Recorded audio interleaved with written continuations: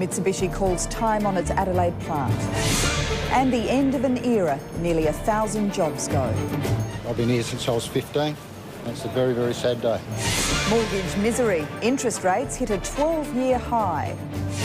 And prime time in the primaries. The US awaits Super Tuesday. Good evening, Dominique Schwartz with ABC News. After years of cutbacks and closure speculation, Mitsubishi has finally announced it will no longer make cars in Australia. The plant in Adelaide South will be closed by the end of March, meaning 930 people will lose their jobs. Nick Harmson is at the Tonsley Park plant. And Nick, no doubt it's been an emotional day there. Dominique, a very sad and disappointing day for the 1,000 or so people who work here and their families. Yesterday they would have been aware of the speculation and rumours, and today they were confirmed. This plant will close within 2 months because the 380 sedan made here just hasn't sold. Workers kept a brave face as they met management just before knock-off time.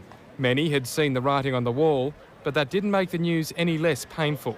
I've been here since I was 15.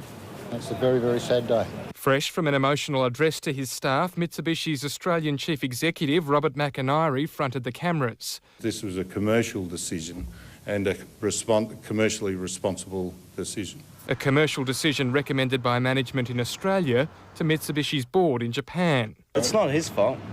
You know? He did his best. He's done his best. You can't keep building cars that don't sell. It's bottom line. The one car Mitsubishi built here, the 380 sedan, has struggled to sell since its 2005 release. And although sales from imports are on the rise, the company has made a $1.5 billion loss on its Australian operations over the past decade.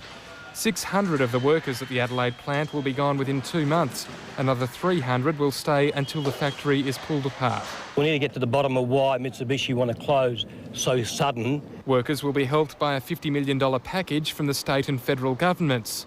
We want to make sure that the manufacturing capacity of the region is not lost, and we want to ensure that new job opportunities are opened up. A $35 million package provided by the South Australian government to develop the 380 sedan will be refunded. Terrific. Well, I'd expect to, because they would have to, because they signed the contract with us which said that would happen, and it's a legally enforceable contract. Mitsubishi says its closure will have little effect on the overall car market. Either way, the effect on workers will be significant. I suppose now we've just got to look for jobs now, I suppose, and just battle on. Mitsubishi says they'll receive redundancy payments.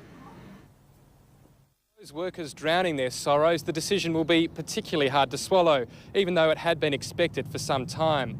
Car making has been part of the social fabric of this community since the 1960s. Angelique Johnson reports now on the history of Mitsubishi in South Australia and also takes a look at what this decision means for the future of the state's car industry. It was a promising start for Mitsubishi in South Australia. This is a milestone in South Australia's automotive history. The Lonsdale and Tonsley Park plants were built in the 1960s. Mitsubishi bought them from Chrysler in 1980. 5 years later, its Magna model had been named Car of the Year and went on to become the country's third biggest seller. But the company's fortunes turned by the end of the 90s as sales stalled. Things went from bad to worse when in 2005, Mitsubishi closed its Lonsdale engine plant, sacking 700 workers. Then came a huge funding boost from Japan and $85 million from the state and federal governments, and a glimmer of hope with the new 380 model. We built a great car, we're very confident about it, and we're going to get out and sell it. The 380 failed to live up to the hype.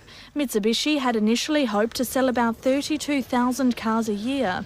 Last year it sold just 11,000.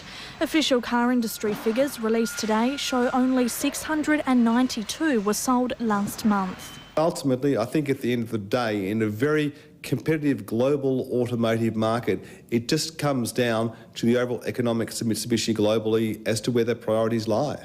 It's no comfort for the factory's 1,000 staff who've lost their jobs, with other automotive sector workers also in the firing line. Oh, there'll definitely be flow-on impacts. For every job lost, 1 or 2 other jobs are lost throughout the economy.